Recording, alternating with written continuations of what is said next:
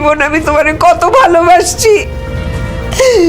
তুমি যখন যেভাবে চলতে কইছো সেইভাবে চলছি। সেই তুমি আমারে ধোকা দিয়ে আমার সাথে বেইমানি করে আরেকটা বিয়ে করছো। আমারে এত বড় ধোকা দিয়ে আমার সাথে বেইমানি করে কেন তুমি আরেকটা বিয়ে করছো? আমার মধ্যে কি কমতি ছিল যে তুমি আরেকটা লুকাইয়া বিয়ে করছো? সি সি আব্বা, আমি আপনাকে কত ভালো জানতাম। আমার কলেজের শিক্ষক বন্ধু বান্ধব সবার কাছে বলতাম আমার বাবার মতো ভালো মানুষ আর হয় না। সবাই যখন জানবো তুমি আরেকটা বিয়ে করছো, সেই ঘরে এত বড় একটা মেয়ে আছে, তখন আমার মান সম্মান থাকবো কিছু? কারণ আমি মুখ দেখাইতে পারবো?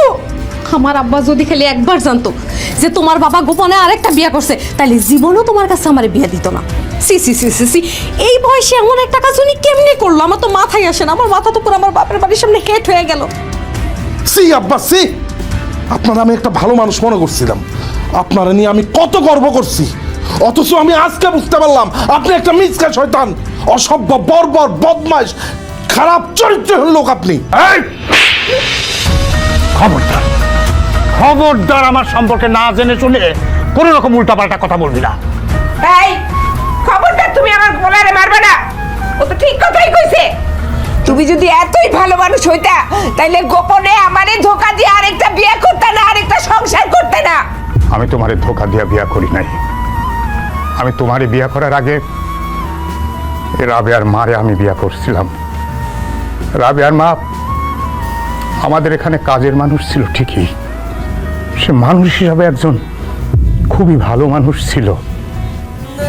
কাজে কর্মে, দেখতে শুনতে কোনো দিক থেকে সে কমতি ছিল না।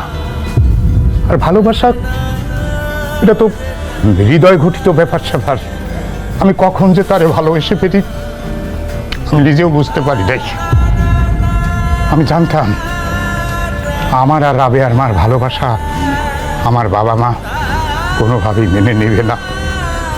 তাই আমি ভয়ে গোপনে আমরা দুজন বিয়ে করি এবং ব্যাপারটা গোপন রাখি।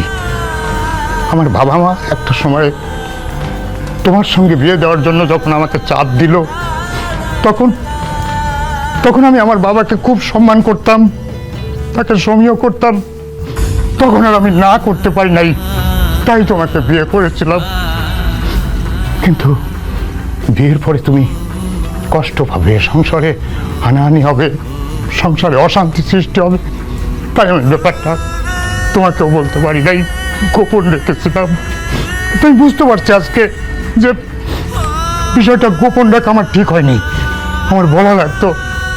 সেই কারণে আজকে আমি করজোরে তোমাদের কাছে আমি ক্ষমা চাইছি আমার এই ভুলের জন্য। তোমরা আমাকে ক্ষমা করে দিও। সেই সাথে আমি আরেকটা অনুরোধ করি তোমাদের, রাবেয়া এতিম একটা মানুষ, এই দুনিয়ায় তোমরা ছাড়া ওর আপনজন কেউ নাই। তাই তোমরা ওর একটু আশ্রয় দাও, ওর একটু থাকার জায়গা দাও। তুই রাবেয়ারে নিজের বোন হিসাবে মাইনা নেবা? অসম্ভব! সে আমার বোন না, সে আমার সৎ বোন, আর আমি এই সৎ বোনরে কোনোদিন মাইনে নিতে পারবো না। আর সে এই বাড়িতে থাকতে পারবো না। আপনি এক্ষুনি ওরা এই বাড়ি থেকে বাইর করে দেন, তা নইলে আব্বা আমি কয়ে দিলাম, সাপ সাপ কয়ে দিতেছি, ওরে জ্ঞানী দৌড়া আমি লাথি মেরে বাড়িতে বাইর করে দিব। এনারা কেউ যখন আমার মাইনা নিতেছে না, তাহলে আমি জায়গা খামা খেয়ে থাই অশান্তি বানানোর তো কোনো মানে হয় না। না মা, তুই এই বাড়ি ছেড়ে কোথাও যাবি না, এটা তোর বাবার বাড়ি। আমি স্পষ্ট বইলা দিতেছি, তোমরা সবাই কান খুইনা শুইনা রাখো। আমার রাবেয়া যদি এই বাড়িতে থাকতে না পারে, তোমরাও কেউ এই বাড়িতে থাকতে পারবে না। আমি আমার স্থাবর অস্থাবর সমস্ত সম্পত্তি আমি এই রাবেয়ার নামে লিখা দিব। বাবা বাবা বাবা বাবা, কি সুন্দর কথা! এই মাইয়ার লগে যদি তোমার এতই প্রীতি, তাহলে থাকো না এই মাইয়ারে নিয়া। আমি এই বাড়িতে থাকুম না, এক্ষুনি চলে যাবো। এই চল।